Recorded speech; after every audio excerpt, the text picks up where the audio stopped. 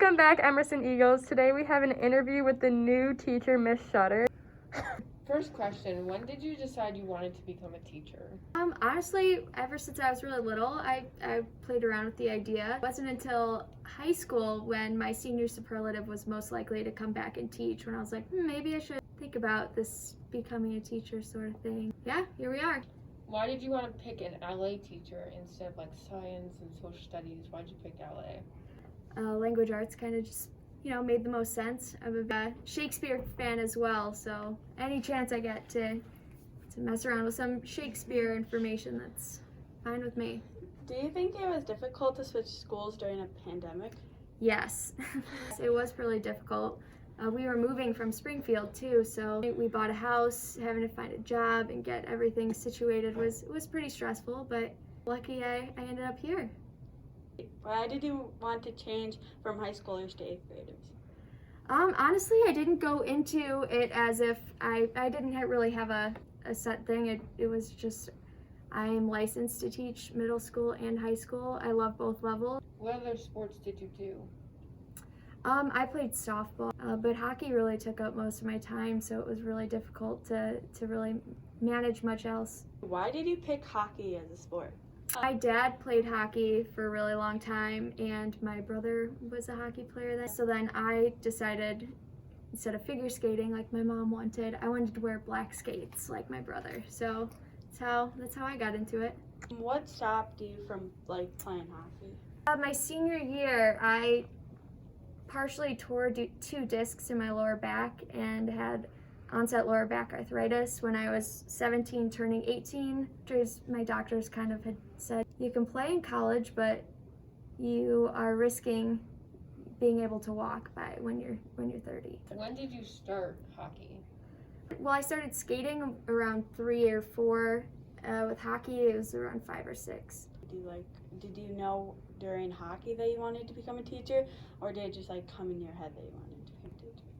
It was really telling that my classmates vote. I went to a school of 1,600 people. Well, at least for my senior class, that was what I was awarded. Was kind of interesting to me, and so kind of took that idea that I'd been thinking about and really made me look deeper and kind of decide that's the route I would take. What position did you play? I was a goalie, but I played boys hockey until I was about 13 or 14, and that's when I made the switch so I could be seen for colleges. Do you do sometimes hockey in your free time a little bit, or no? Just because you're back? No, I have not. I mean, we'll skate from time to time. My fiance Nick always tells me I should try coaching, but I don't think I could. So what do you do in your free time? Well, I like to go hiking with my fiance. Here's the deal. I'm trying to like it for my fiance here. I've been working really hard at trying to like hiking. We've been together 8 years now. He's very outdoorsy. It's something I'm trying to get to like, but we do spend a lot of time doing it. So, and we have 2 dogs, and I spend a lot of my time just playing around with them, seeing my friends, my family.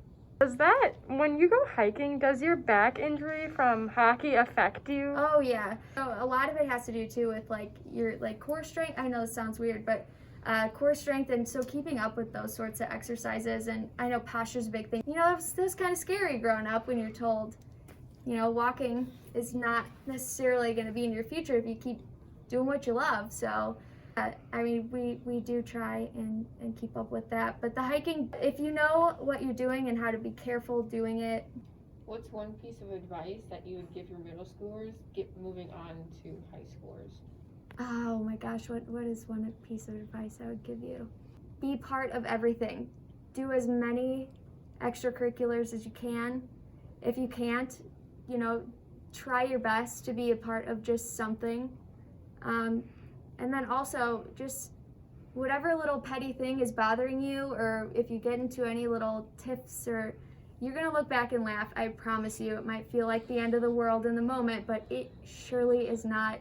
You won't even remember it in the future, most likely.